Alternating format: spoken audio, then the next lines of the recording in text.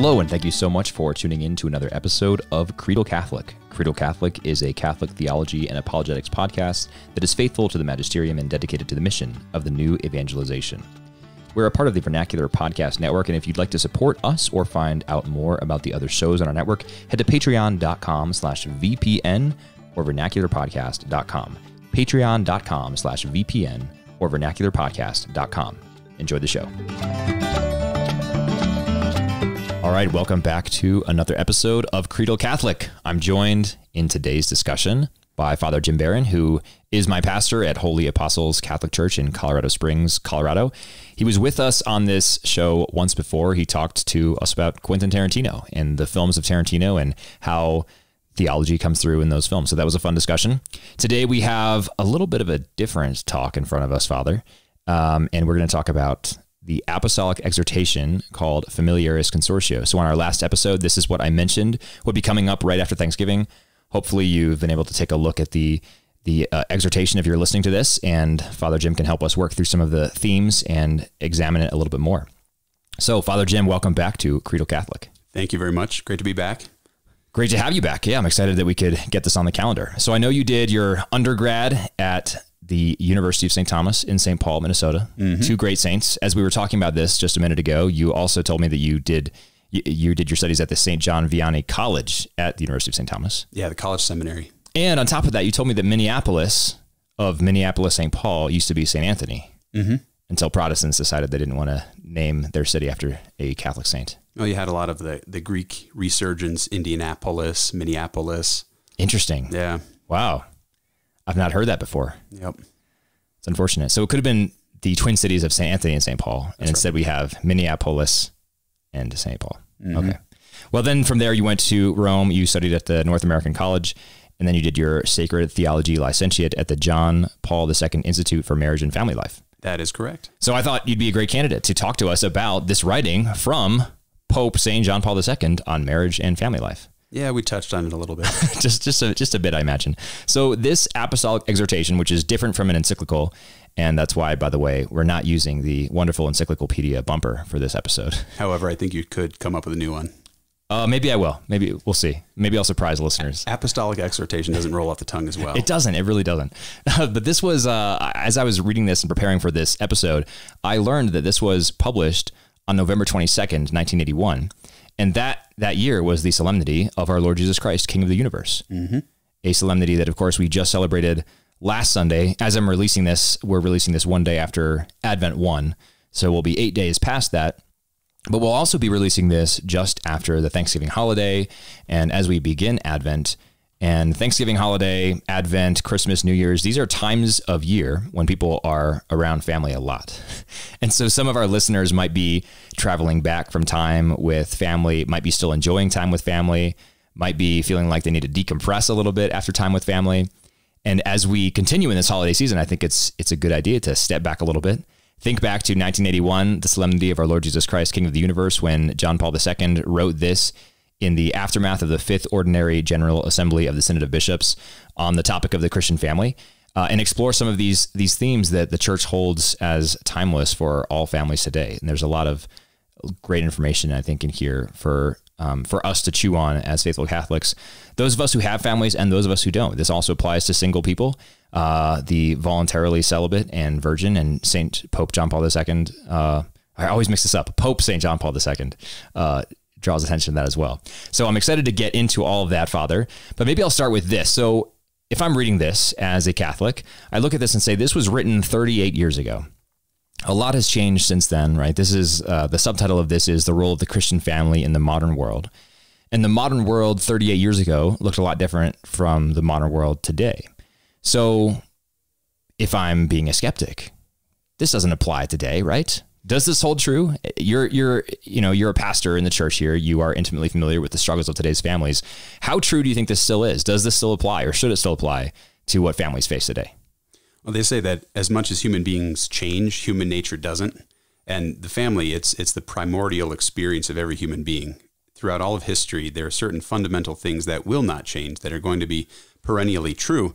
And that question of, is this still relevant, I think would stem from kind of a skepticism about the nature of things that people experience today, that we want to deconstruct everything that's come before in order to try to construct something from scratch. And so, what the points that John Paul II is making in this exhortation, as well as everything else that led to it philosophically and that has been unpacked from it, both philosophically and theologically, it's always going to be applicable to the life of the family, because the family is just such a constitutive part of our human nature. There will always be things that need to be modified, new challenges that will have to be faced. But, let's face it, it's there are just some things that are always going to be challenging to the family itself since the dawn of time till the end of time. Yeah, I read, as I was reading this, there was one paragraph close to the beginning that caught my eye. This is in paragraph 6, if any of our listeners are following along at home. But I'm just going to read this short paragraph in which Pope St. John Paul II highlights some of the good things that we can recognize in the modern world for today's families and some of the perils, so the kind of the promises and perils. And the Pope writes, on the one hand, there is a more lively, and he's listing good things here. On the one hand, there is a more lively awareness of personal freedom and greater attention to the quality of interpersonal relationships in marriage. On the other hand, signs are not lacking of a disturbing degradation of some fundamental values, a mistaken theoretical and practical concept of the independence of the spouses in relation to each other, serious misconceptions regarding the relationship of authority between parents and children, the concrete difficulties that the family itself experiences in the transmission of values, the growing number of divorces, the scourge of abortion, the ever more frequent recourse to sterilization, the appearance of a truly contraceptive mentality. So that's a pretty big list of some bad things, some perils for the family, some challenges facing the modern family that we see. And if you go on just in that same section, just one paragraph down, you see the claim that at the root of these negative phenomena, there frequently lies a corruption of the idea and the experience of freedom. I'd like to talk about that just a little bit, because in our modern minds, modern secular culture tells us that the ultimate good is liberty versus freedom. The ultimate good is triumph of the will, the triumph of our own human autonomy, our individualism, our capacity for self-determination to determine exactly what I will and won't do in my life. That, I think, is held up in our secular culture as the highest of goods. The family flies in the face of that, because the family is fundamentally a complex sort of intertangling of various people for various reasons. And you can't deny your family no matter how hard you try. So it's true that you may be able to walk away from your family and legally disown them in a way, but you're never going to be able to purge yourself of the genetic material that is in you that comes from your parents, et cetera. So the family, I think, flies in the face of some of our ideas of individualism and autonomy. But I want to ask you, what do you think reading this? What does the church say more broadly about the family and what it says to us about the true nature of freedom? Well, it's been a problem from the very beginning, right? Adam and Eve, they ate the fruit because they were promised that they would be like gods, but without God, that they had to obtain for themselves this sort of divine status, the autonomy that is really proper to God alone. And the fact that we are creatures means that we are intrinsically dependent by our nature, but yet that desire for autonomy, for independence, for sort of a complete isolated fullness of being is just not possible. It's a delusion, and that's rooted in the very fact of the fabric of our nature. Throughout all of history, there have been limitations on what we could accomplish, and therefore limitations on that notion of autonomy and independence. There are always consequences to actions. There is always a law that has to be enforced by some authoritative body. There's always somebody who needs to help make the clothes that I wear, grow the food that I eat. Now we are so removed from a lot of those things that root us in a sense of dependence that we succumb to that delusion that autonomy is possible, and sort of the sickness of individualism that has pervaded a lot of our Western culture. And so on the one hand, it sees the idea of freedom as freedom from, that I'm free from laws, I'm free from obligations and responsibilities, and that as if that were the ideal. Now, we could speak of legitimate freedom from, to be free from oppressive constraint. Right, persecution. Exactly, yeah. Exactly. So there is a legitimate consideration of freedom from things that we want to consider to promote, especially freedom from illness. That's a good. However, even if you're in the middle of a jail or in a hospital bed sick with something, you can still be free for something. There's a freedom for that is higher than that freedom from. So a freedom for virtue, for goodness, for love. That's the ultimate pinnacle of that sense of freedom. It's not just absence of constraints on my will or my physical person, but that ability for my will to desire and to obtain what is authentically good, the good of the other, as much as the good of myself. And so often the good of the self is gotten on the way of seeking the good of the other.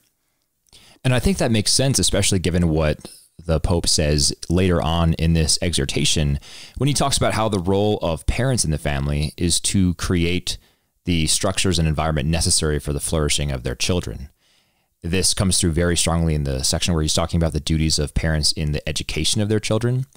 But more broadly speaking, I think the important thing is that families are the environments that allow or that give their members the freedom for things, right?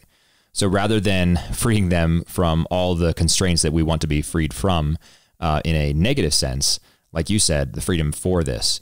And ultimately, our lives need to be oriented towards God. The ultimate telos or end of our lives is God. And so the family as a small apostolate, I think the Pope even uses that word in this exhortation. The family is a small apostolate that helps orient all of its members toward God in that way, giving them the freedom for service. So that's a beautiful way of understanding it and contrasting the church's view of freedom with our own secular one in this modern era, which I think the freedom from is probably better thought of just as liberty, right? Because liberty it's not really ordered to anything except oneself. There's a variation in that. I think every society is gathered around some kind of sacred principle at its center that holds everybody together. That's the sense of religion. Every society, even an atheistic society, is intrinsically religious. Religio means bound together. Think of ligaments that keep your muscles and bones together. What is binding us together is this sacred principle. And in America, for so long, we would say that sacred core of who we are is freedom. But I think especially after 9/11, we were confronted with the fact that we mean completely different things when we use that word. And so there are some who mean freedom in a sense of license, and they see the role of the government or society or social media as kind of re-enfranchising my autonomous preferences versus the idea of all of these other things safeguarding a maximal amount of freedom for the greatest number. That's another approach. But the varying definitions of freedom have really caused a problem in the West. And on the one hand, that's the heart of a lot of the crises that we're facing. On the other hand, the church has a wonderful opportunity to proclaim the authentic meaning of this. And as you said, the family in that context, it's the irony is not lost on me that we've got on the one hand people who are very emphatic about sustaining and protecting the environment because we are a part of our environment and all the climate issues. And yet oftentimes they're indifferent to the most proximate climate, which is our family, our environment of which we are a part is the family. And, protecting baby seals and waterfalls, that's great. I'm all for, not wasting things and trying to be good stewards of creation. At the same time, we have to recognize the environment that most immediately forms us, even before national parks and icebergs in remote places of the world. The family most immediately influences my humanity. I need to be sustained by natural resources, but nothing can replace and nothing can hardly make up for the failure, as John Paul II would say later, for the family. They need to have that. They are that first place where we become human in the best sense of the word. Yeah, I think that's a very good point. And when you mentioned the original freedom from tyranny that shaped the founding of the United States and shaped much of our understanding in this country about freedom, one thing that occurred to me is that even that is one of the good examples of a freedom from that you mentioned, right? Freedom from an oppressive tyranny. But I think the problem is that sort of transmuted over time and became an overall freedom that was oriented around the self. And so the same mentality that started with, I need to be free from oppressive tyranny, eventually leads with, no fault divorce is a good thing because I need to be free to make my own choices and decisions. Well, if you can see that original sense of freedom is just, you can't tell me what to do. Exactly. Then yeah, it's going to lead to these other things. And unfortunately, I mean, not digging on country music, but you hear a lot of these songs about America and freedom. And it's just kind of like, yeah, I'm going to do whatever the heck I want. And that's what it means to be American. Well, no, that's really a gross characterization and an unfortunate consequence of that train of thought. Yeah, I think that's exactly right. Before we dig into a little bit more of the content of this, I want to take a step back. I said originally that John Paul II in here wrote that this is also a problem for single people as well. So for listeners who are listening to this and thinking, this doesn't really apply to me, maybe a good conversation, I like the things that Father Jim is saying, but I'm single and this doesn't have immediate impact to me or for me, what would you say to that? Because I think this is a very important conversation for all Christians to have, because the family is such an important part of God's plan. There are a lot of different causes and efforts surrounding certain societal ills, whether it's homelessness or hunger or abuse or human trafficking. And these are real evils and plagues and burdens on society. If you go to the heart of them all, at somewhere it is related to the breakdown of a family dynamic. And so for even single people who are looking for a place, kind of the most bang for their buck, if you will, when it comes to investing time, energy, resources to try to help make the world a quote unquote better place, you can hardly think of a better place to start than at the very source of it all, the family. But then again, we all come from a family. I think many of us in our generation, we were sort of raised on Disney movies where your family is the people that you choose, or the kind of the people that you fall into their company, and you have sort of a common enterprise. And the ideal of the orphan, if you will. Most Disney movies have kind of the loner who becomes a member of a family amongst friends. And that idea has, I think, pervaded our psyche, where we kind of forget that, no, we have a family that isn't of our choosing. Can we serve them? What can we learn from this situation? How does this shape and form us, as well as us shape and form it? So, everybody has some direct 1 degree of separation relationship from a family or a family context, good or bad. And so whether somebody is married or a kid growing up in a home with mom, dad, both, one, other, insert variations, everybody has a responsibility to promote the health of society by supporting and promoting the family. And Christ describes there 3 different types of people in relationship to marriage. There are those who are, when he describes eunuchs, there are those who are made eunuchs, those who are born eunuchs, and those who make themselves eunuchs. Whether or not he's specifically speaking about castrating the physical unit, he's discussing the idea of there's an ability for every person, no matter their context, to support the building up of the kingdom. And there are some who are made that way for one reason or another. And, maybe we can talk about certain dispositions, whether it's psychological, genetic, whatever, that they would prevent them from going into marriage. And so they still have something to contribute. They still have an important role to play. There are those who are made eunuchs for one reason or another. They might find themselves in a situation not of their doing that would prevent them from entering into a healthy and full marriage. And they still have something to contribute. Very important. And then there are those who make themselves eunuchs, people who choose celibacy for the sake of the kingdom, consecrated virginity. Those are examples of people who decide to dedicate their life in witness through this particular vocation outside of marriage. So there's something to be said about the single people as well as the married people in their responsibility for supporting the family. Yeah, and I don't even remember exactly where this was. It was, I think, close to the end of this exhortation, but John Paul II says that those people who are unmarried, who are intentionally celibate or virgin, they still have the opportunity for spiritual motherhood and fatherhood. Yeah. Because we are one church of God and we all need each other. And there are those who are mature in Christ and those who are immature in Christ. And those who are immature in Christ need spiritual mothers and fathers to help them become mature in Christ. And so I think that's a really important charism that is the calling of every single person, with perhaps the exception of a hermit. But even a hermit, I think, could have a spiritual child in the sense that a hermit could pray for that person every day. I mean, I think essentially it's the calling of every person who's unmarried to at least be a spiritual mother and father to others in the church. Would you agree? Absolutely. And I think that's a self-understanding that really needs to be emphasized. whenever I give a talk or a homily on vocations, I usually emphasize, the priesthood, religious life, married life, permanent diaconate, and then inevitably a hand goes up. Well, Father, what about the single life? It's a single vocation. And I've got to tread lightly because I know this is a very sensitive subject for some, but when we speak about vocation, we have to be careful to distinguish, is it just something that, can I call my state in life a vocation if I'm just here until something better comes along? Yeah. Has somebody chosen the single life? There's a certain response to that vocation that makes it a vocation. There's an invitation to the idea of being a priest or to be married or to be religious, as well as an invitation to be single. But, sometimes well-intentioned but misguided folks speak of the single vocation as if, again, I'm just in this until I get married. Well, that's not quite a vocation per se. Right. If you decide to live that way, and that comes to that self-understanding of being a spiritual mother, a spiritual father, a spiritual brother, or a sister, that this is who I am choosing to become, responding to God's invitation in this way.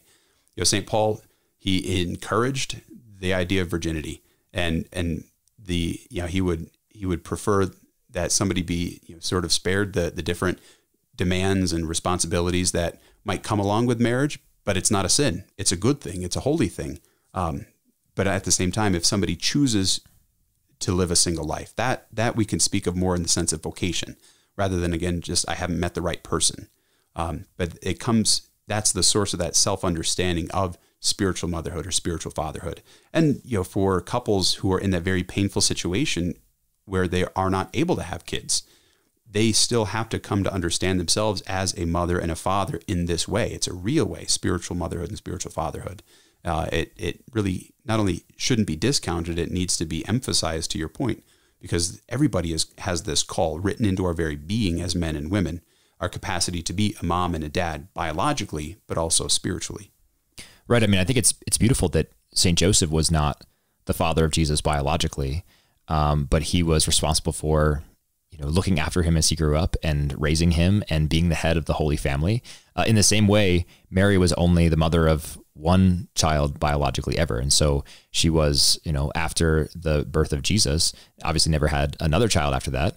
And yet she is the mother of us all. So she has as her spiritual children, the entire Church of God. And that's a beautiful image for any single person or any a mother or father who cannot have children of their own or can't have more children of their own. Let's move on a little bit, though. There's as I was reading this, I read a passage that really jumped out at me, and I think it's fantastic. But I have what we might term sort of a cheeky secular critique of this. And this is where John Paul II is writing about the role of women. And just recall the very beginning of this, he says one of the wonderful things about today is that we're more conscious, broadly speaking, we're more conscious of the rights of women and the fact that they need to be treated well and they have inherent dignity. And this is something that, we can't beat around the bush on this. This has not always been the case throughout history, right? The strong have often dominated the weak throughout all of human history. That's a common theme that repeats and repeats. But nowadays we have a much better understanding of the inherent dignity of women and the equal rights of men and women. And that's wonderful. But one of the things that John Paul II says is that the unfortunate thing is that we sort of have then led that to lead us down this path where it actually sort of undermines the true dignity and calling of women.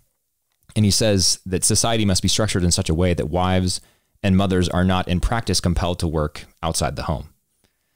So that to our modern ears, it makes us perk up, I think. Like, wait, what did he say? They should be at home? That's first of all, not what he said. If you look at the actual text, he said that society needs to be structured so that they don't have to work outside of the home. And he explicitly says, I'll look at the exact wording, but he explicitly says that basically women can do these things that men can do. It's not about what they can or cannot do outside the home, but that society needs to be structured so that they don't have to work outside the home. So is he just calling us back to the 1950s? Well, first, I think it needs to be said that the church has not been sort of this big female oppressive machine like she's accused of being. Look at the different advances that she's contributed, not only with the sacrament of marriage, that you don't hear this question in the Catholic marriage, who gives away this bride? She's not there as a commodity. She's there of her own free will. And that's a great leap forward for women's rights that took place early in the life of the church. Some of the most influential people in history have been women in the church. Look at the list of saints, the queens, the mother superiors, some people that were effectively laymen or lay women that had kind of a relationship to different religious communities, but they themselves were very active and influential in the world. So, not even to mention Mary, of course. Correct. Yeah. It's there's sort of the black legend about sort of the misogyny of the Catholic Church, and granted, women had not had a prominent role in the history during which the church has been a part, but at the same time, the church has a very stellar list of very influential and powerfully good women. Well, I think there's just, I want to hear you finish that thought, but just one thing that occurs to me is that, I think it's true that in the visible leadership structure of the church, because we have an all male clerical priesthood, it's a lot harder to see women visibly, right? And so like the list of popes, for example, is all men, because to be a priest, you have to be a man. But that's you're sort of baking in a lot of assumptions into that. And one of the assumptions is if you're important in the life of the church, then you will be visible. Mm-hmm. But the entire life of Mary flies in the face of that, right? Because Mary is the most important figure in the entire Bible besides the person of Jesus himself. And we read about her at the Annunciation, at the Visitation, at the birth of Jesus, at the first miracle of Jesus, and then at his crucifixion, right? And his burial. Mm-hmm. In that whole interim period during his public ministry, she is, quietly in the background, praying, supporting, preparing for her role as spiritual mother of the church. And so that's a beautiful image of how she is of, prime importance as, again, the most important person in the entire Bible besides the person of Jesus himself. And yet she is not the headliner, so to speak. Right. Well, I think a lot of that's related to our culture of celebrity, that it's just, you have to be famous for being famous, or for any reason at all possible. It's more desirable. Blessed are those who have a big following on Twitter. Right. And so some of it is the measured blue check within mark. that. Yeah. That's kind of measured in that cultural context. But the reality is I think no one has done more to defend authentic femininity than the Catholic Church. And let me unpack that a little bit. The standard for the sexual revolution and sort of a modern post-Marxist understanding of human rights and human equality has effectively set the standard for thriving humanity as men. What can a man do, and a woman should be able to do that in order to be equal. And it's really glossed over the fact that is the most misogynist position you could have, because it's denying what is most uniquely feminine. There are some things that men cannot do that women can. And they sort of... Like bear children being the most obvious one. Yeah. They have certain instincts and there's a certain openness to humanity. In many ways, they humanize the world in so many wonderful ways, but it's glossed over. It's forgotten because, again, the standard is set as what can men do? And that's what it means to be equal versus, well, there's a great distinction that can't be overcome, nor should it be overcome. And that distinction does not mean disequality or inequality. Rather, equality does not mean sameness. There can be a real difference in that. And so, this question about, or the point that John Paul II is making, to get back to that, if you look at a lot of the societal trends towards that, men had traditionally not worked in the home. And so in order to be more equal, women have to be out in the workplace. Now, John Paul II speaks about the feminine genius and the importance of women having a say in the affairs of the public world.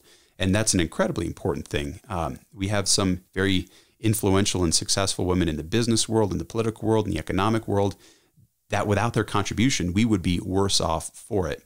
The point that you emphasize is that society should not be structured in such a way where wives and mothers cannot be in the home. That's a big societal injustice on the one hand, because it's built on the fact that a family cannot exist on a single income. We consider our advancements nowadays, but even if mom or dad, a husband or wife, wanted to work at home, many people can't because they need two incomes. Right. And if they want to either afford a rock and roll lifestyle, or if they want to just basically subsist, it becomes less and less possible. I know more and more young families making that decision, Catholic, non-Catholic, non-religious. They want to have one of the parents in the home, on the one hand, practically because they recognize, well, how much are they paying for daycare? Right. There's a pretty big offset. Yeah. Right. Well, and as the public health crisis of child obesity has gotten a lot of focus, it really hasn't been compared to the decrease in rate of typically moms working outside of the home, or the increase of moms working outside of the home, and the fact that, somebody isn't there making nutritious meals, right. and, kids got to go get fast food. Nobody's watching their meal choices, kind of getting them to get up and move, to kick out. Physical activity. Yep. Yeah. So, a lot of the societal difficulties we're facing are directly related to this fact that there is not someone at home. It doesn't necessarily have to be mom, but it's traditionally been mom, especially because the first couple of years of a kid's life, exactly, he needs mom, he or she needs mom. Yeah. So that kind of goes to the unique capabilities. Moms can bear children, moms can breastfeed children. Those are not things that men can do, right? So there's a biological orientation, at the very least in the early years, that women have a capacity for that men simply don't. Mm-hmm. Mm-hmm. Yeah, the emphasis on what is uniquely feminine has gotten some traction. I think you hear a lot about second and third wave feminism, and third wave feminism effectively tries to enfranchise women according to male standards while trashing men to create a place for women. And there have been many influential feminist philosophers who have rejected that. And rightly so, because they see underlying it is that inherent misogyny that discounts what is authentically feminine as if it were unnecessary or superfluous. And even there's in the marketplace, there are a lot of businesses that are getting pretty savvy about working around this and packaging things in such a way where what they effectively want is a more effective workforce. Whereas I think it was Google and Apple, they offer to freeze their female employees' eggs. Yes, I remember reading about that. Yeah, so that then when they're ready, then they can have kids. Well, what that's basically saying is, we want you to be a dedicated worker. Squeeze out the productivity now. Yes. Yeah. And so then you can kind of give the best of your years to us. And then, later on, you can do whatever you need to do. And that's misogynistic. Yeah, very much. Well, and it's a new form of slavery. I use that word because what has always been the bulwark against slavery from the very beginning of human history, when we've started enslaving other people, was the family. They would split up families on the auction blocks. They would separate husbands from wives, because that meant you had someone to live for and potentially someone to try to escape for, someone that was outside of that work environment that you thought about. And so a lot of these places are very happy to have single, unmarried people work for them, because they'll basically do whatever you tell them to, more or less. They don't have a family expecting them home by a certain hour. And it really is kind of it's a sort of a wage slavery anymore. Yeah. And that sounds kind of radical. I'm not wearing my dashiki and wearing my crunchy granola Birkenstocks. I mean, it might sound radical on its face, but as you know, I work in the private sector and I see it every day. Yeah. And as a Catholic working in the private sector, I think you have to be very intentional about setting your boundaries and making those boundaries known, that you are going to go home at this time for a family dinner, and you are not going to answer emails when you are with your kids reading, and you are going to not work on the weekends because that's the time that your kids need you, and they need you there to help form them and mold them and just spend time with them. Yep. So I think that's really important. Let's pivot a little bit here and talk about specifically marriage rather than just generally family. There's a lot of conversation today about marriage, obviously. Redefining marriage, reconceptualizing marriage, doing away with marriage if it's a patriarchal institution, etc. The church has always had a lot to say about marriage. There's a lot to say about marriage in the Bible. And today, or at least in this encyclical, John Paul II talks about some of the challenges that marriages face. And he emphasizes the unity of the conjugal act, the conjugal love. But he also talks about how this conjugal communion is characterized not only by the unity, but also by its indissolubility, that it cannot be dissolved. Mm-hmm.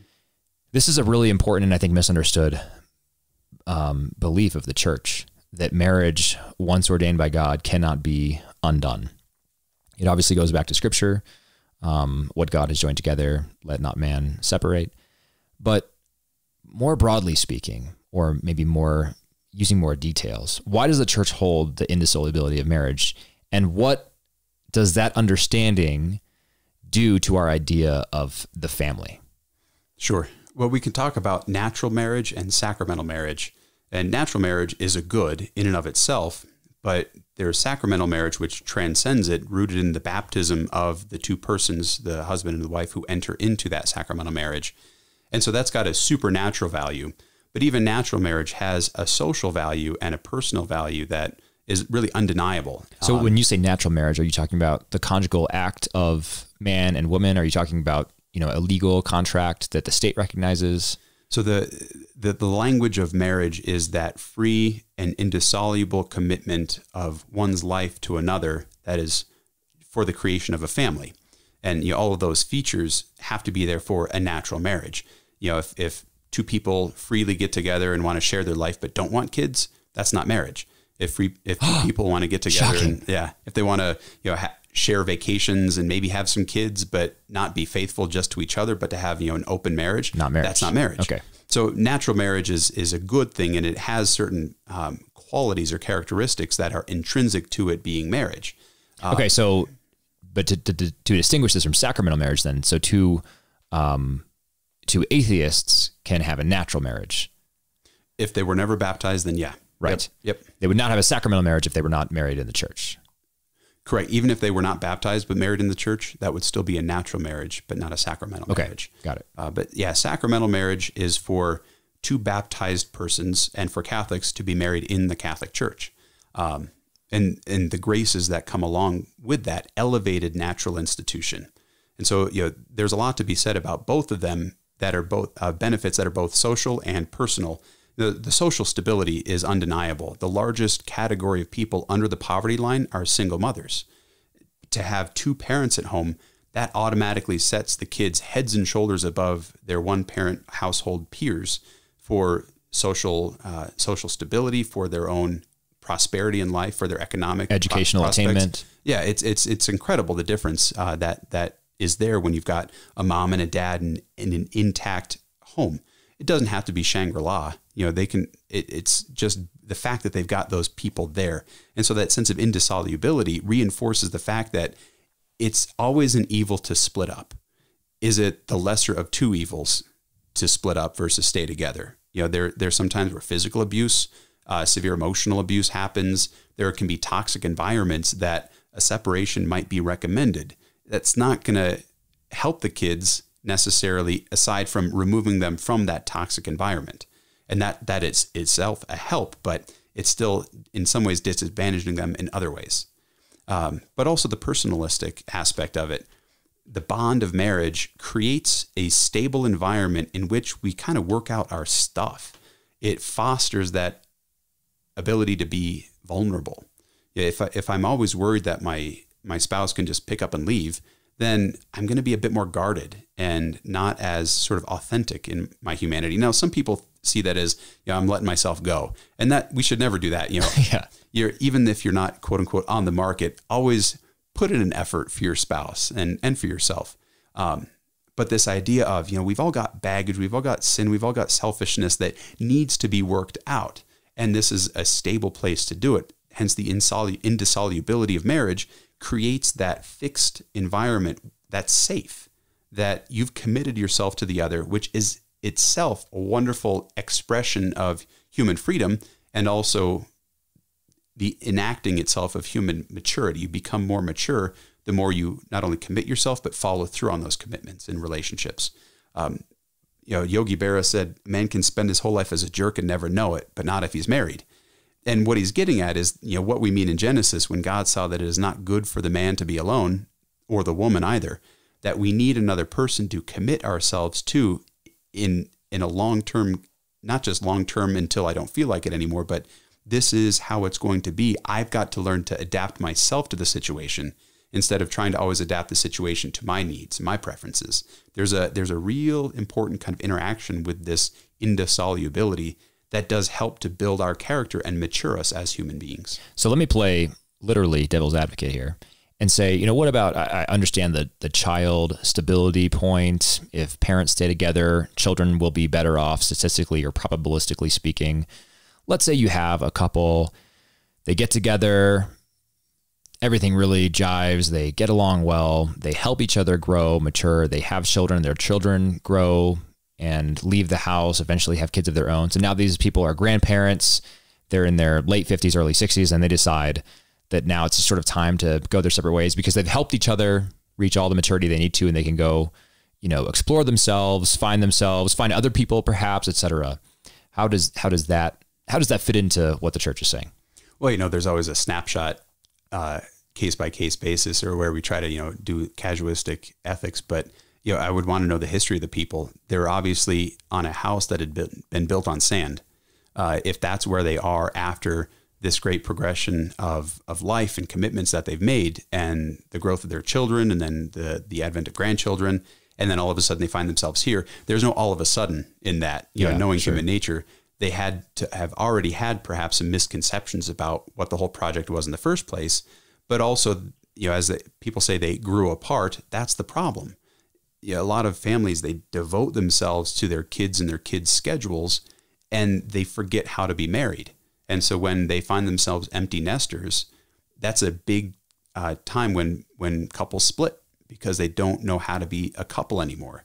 They've been parent for so long. They've been chauffeur. They've been calendar maker, breadwinner, all these other things. But to be husband, to be wife, that's something that they really, if they're going to make it, they've got to really focus on that, rebuilding that relationship. The ideal is to never have gotten to that point in the first place. Right. From the very beginning, to prioritize that marital relationship, that spousal relationship, from which everything else will be strengthened. That's the concentric core. And if that's not solid, neither will anything else really be. Yeah, that makes sense. And from a sacramental perspective, I think one of the things that I like to just sort of meditate on, because these sacraments are all mysteries, right? We understand them to some extent, but they're not totally accessible to our reason. But each of the sacraments is a moment in time in which God touches our reality, right?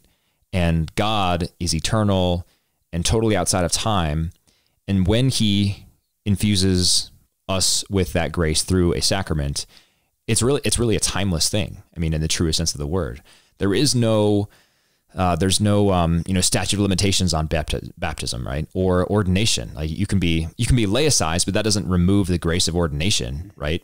It's kind of an administrative action where you can't celebrate the sacraments anymore, right? Sure. Baptism, permanent. Marriage, permanent. Confirmation, permanent. And it's not, it's just these times where sort of like the fabric of our temporal existence is sort of permeated by eternity for what seems to us like a brief moment, but the sacrament's effectiveness is forever. And you might say, confession is a different example, but it's not really, because confession, right? The slate is wiped clean at that moment for everything you've ever done in your entire life, right? And then it's true that we sort of bring our own temporal stuff back into it and sin again.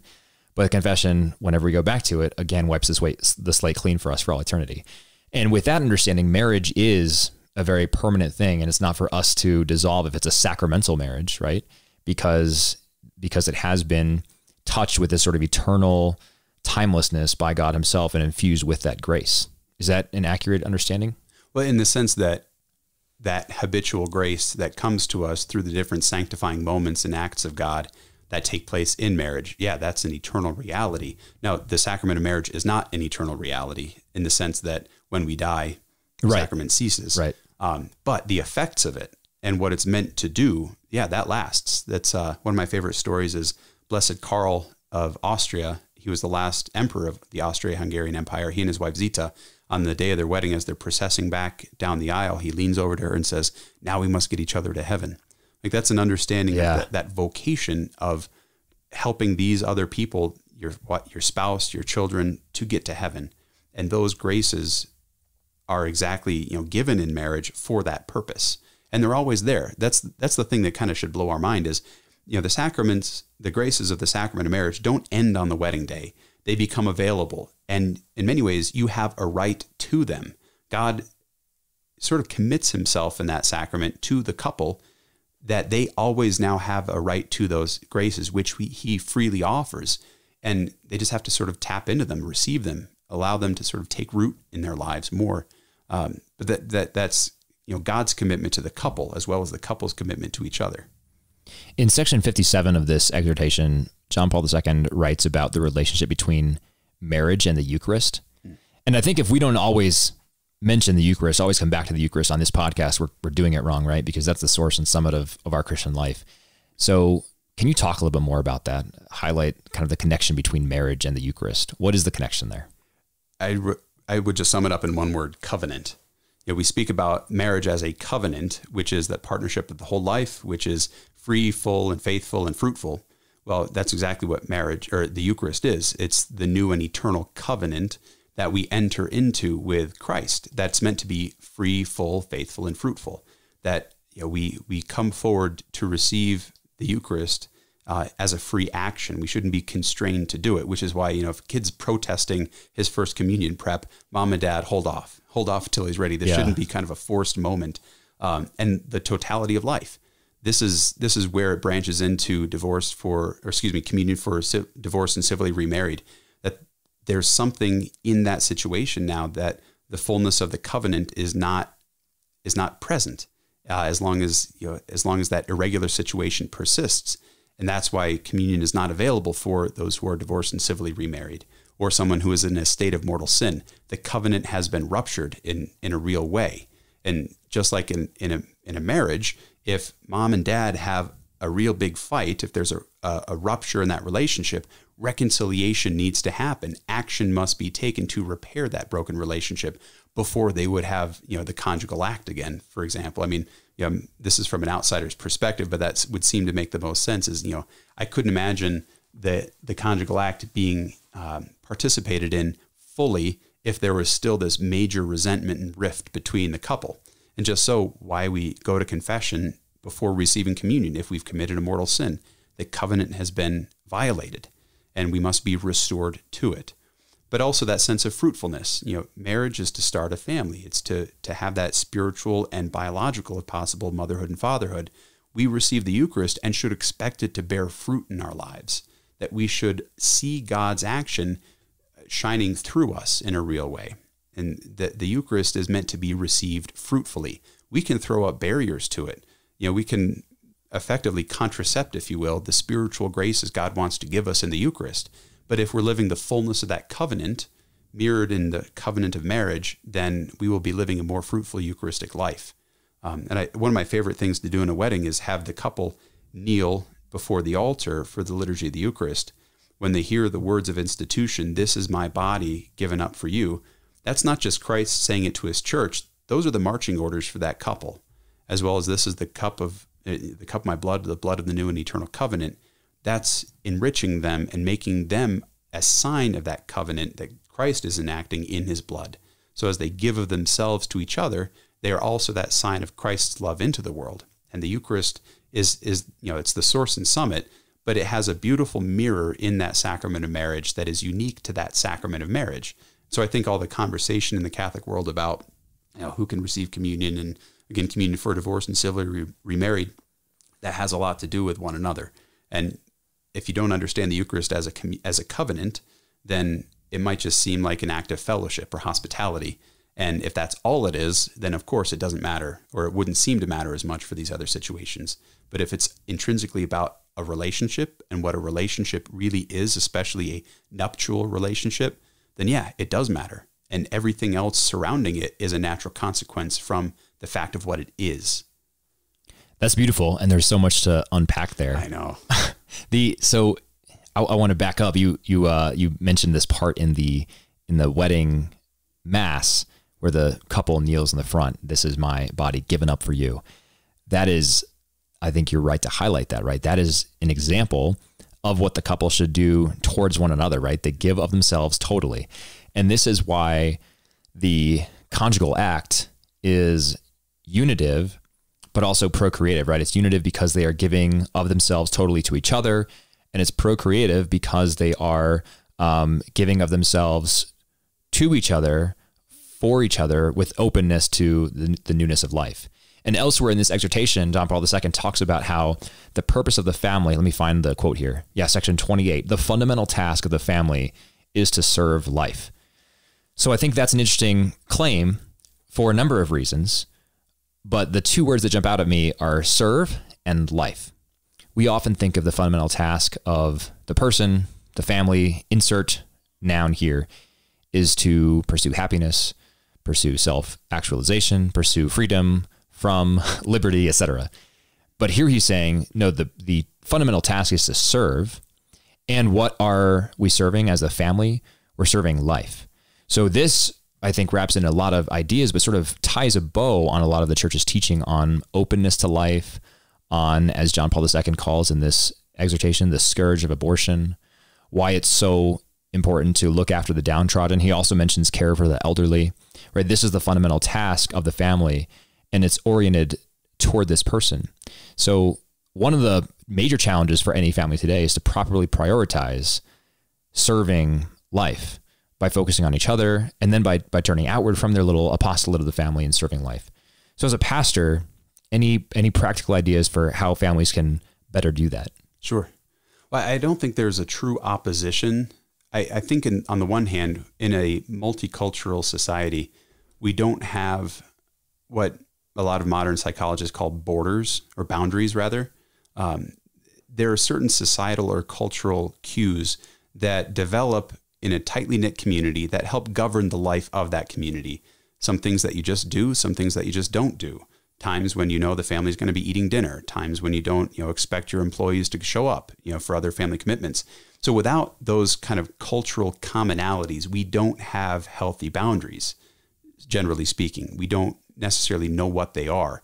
Many times in school, especially, we were taught to kind of always, be pleasant, get along with everybody, be open to every cultural expression, and in professional development, we're taught to again be available, be a hard charger, be always willing to hustle, and so we're kind of taught in many subtle ways as we grow up to drop our boundaries or to sort of abolish them. We need them, but boundaries aren't the goal; they're not the focus. We need to examine our lives, especially as families, husbands and wives. What are the boundaries that they need personally with each other, with their kids? How do they teach their children healthy boundaries? But then to realize that, again, those aren't ends in and of themselves. A lot of the self-help literature now is set up to try to help people recover a sense of self and boundaries. But that's kind of where it stops, as if self-fulfillment, which in many ways is just, it starts by creating healthy boundaries, but as if that were the purpose of it all. Whereas John Paul II speaks beautifully about the logic of the gift, whereas it's not in seeking my happiness that will make me happy, it's seeking to give of myself that will make me happy. Happiness is something that happens along the way. It's not a really reflective thing. It's something that is almost, it's very unself-conscious. If there's this beautiful statue by Bernini of Saint Teresa in ecstasy in Rome, and the look on her face, it's been criticized for being overly sort of sexual, very sensual in that way. But I think he's getting a point across that's very true, that her ecstatic experience of God's love in many ways is reflected in the ecstatic experience of human love characterized by the sexual act. But that I think people sort of reverse those two, right? I mean, I think the idea is that the sort of the ecstasy of the conjugal act is a reflection or sort of an imitation of the union of encounter with God, if that makes sense. Yeah. You can speak of any pleasure as in some ways reflecting or a portion of sort of a shadow experience. of, but the nature of pleasure is ecstatic, ecstasis, out of myself, basically, or out of my being, and to be drawn out of oneself. It's not just with sex. You can speak about this with sports, being in the zone.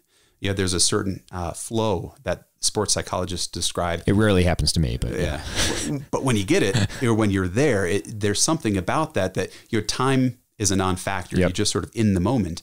And I think that is another reflection of this all. But you see in that there's a lack of self-consciousness. There's not a self-referentiality to it. If there were, that would sort of ruin it. And so I think back to the original point, or that question about happiness is something that happens along the way. Self-actualization occurs as I seek the good of the other. We have a long way to go, because some very well-intended churchgoers, Christians, Catholics, they sort of speak of various works of mercy, for example, according to how fulfilling they are. When even talking about my vocation as a priest, some people say, well, that must be very fulfilling. That must really do a lot for you. It's like, well, yeah, but that's not the point. That's not why we sign up. People do volunteer work because of how good it makes them feel. nice. It's better than not doing the volunteer work, but that's still a distortion of the logic of the gift. The logic of the gift is I give and therefore I receive. Right. It's sort of a natural, sort of a spiritual or a metaphysical consequence of that. So to kind of clarify or understand that sense of the task of the family is to serve life, and by doing so, they will become more fulfilled. Yeah, I think that makes sense. And it's what the essence of the gospel is all about, right? When Jesus says in the Gospel of Matthew, chapter 16, if anyone wishes to come after me, he must deny himself and take up his cross and follow me. To follow Jesus, to be in his footsteps as Catholics, means to deny ourselves. But in denying ourselves, we will find ourselves, right?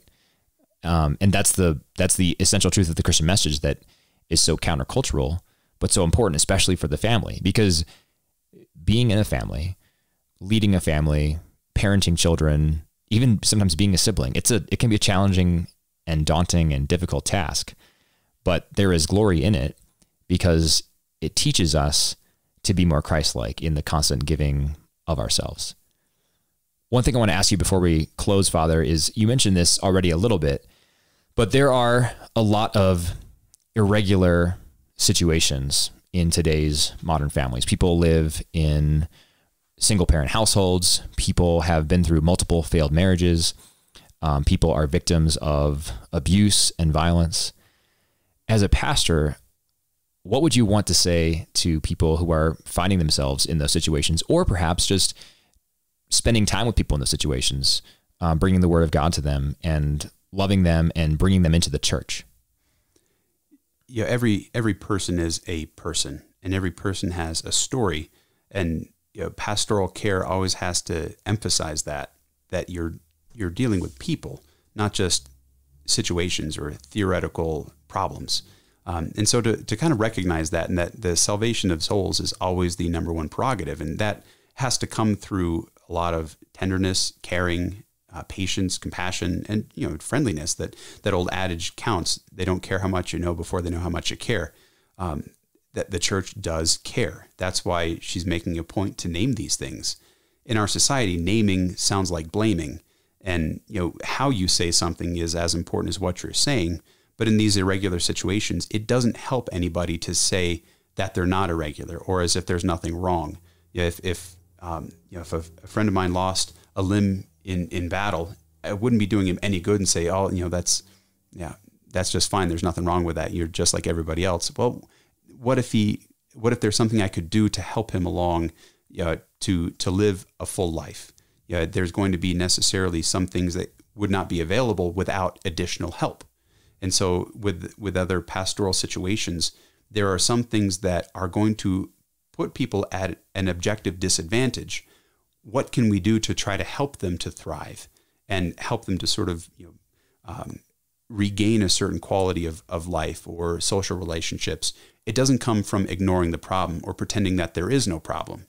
And a lot of times there's a false opposition between Christ, the Good Shepherd, and Christ, the teacher. They're the same Christ. Jesus came to teach. He gave us doctrine that we might have life. But that false opposition between Jesus as teacher and Jesus as pastoral care, that's false, because Jesus does care, which is one of the reasons why he tells us the truth. But he also shows us the way, and he gives us the life to be able to sustain that way. And that's why he gives us each other. He gave us the church for that same reason, to not only continue his prophetic mission of teaching and instructing and naming what is good and naming what is false, but also to help people along the way to be that place where they know that they are cared for. And this is a very important expression of that care. Frank Sheed has a beautiful formulation in his little book, Map of Life, where he talks about the threefold truth being the way, the truth, and the life that Jesus models for us. And you're right. We can't have the love without the truth as well. Those things need to go hand in hand, and together they will lead us to the supernatural life.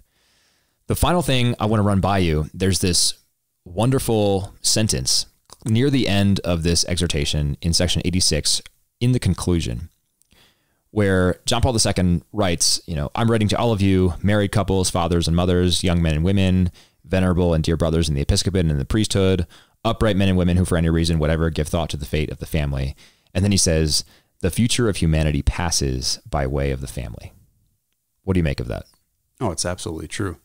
And I think, as I said earlier, a lot of the focus on different symptoms of social failure, whether it's poverty, drug use, depression, you name it, they all can be traced back in some way, shape, or form to a failure in the family or some breakdown of the family.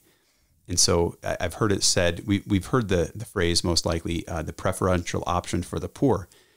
Most recently, I've heard a number of theologians and pastors in the church speak about a preferential option for the family. That if we will always have the poor with us. Yes, we know, and we have a responsibility to care for them. But the family is such a precedent reality that we have to focus in many ways there first to try to make that as healthy as possible and everything that involves. So yeah, to see that the future of humanity passes by way of the family, we can spend all sorts of energy with Band-Aids, doing all sorts of good work. And I don't want to minimize any of the good work that's been done. But if we don't go to the source and try to heal it from the very core, then we're always just going to be sort of ice skating uphill. I think that's absolutely right. And we'll end there because we are just about out of time, Father. But thank you so much for joining us. We'd love to have you back on again soon, sometime to talk about. Maybe we'll bring you on for an encyclopedia episode. Sure. You can hear the jingle. Yeah, that'd be great if you think I'm worthy. But I think maybe we can continue to tie these back to the Tarantino talk, and we can call this John Paul Unchained. Oh, perfect. I love it.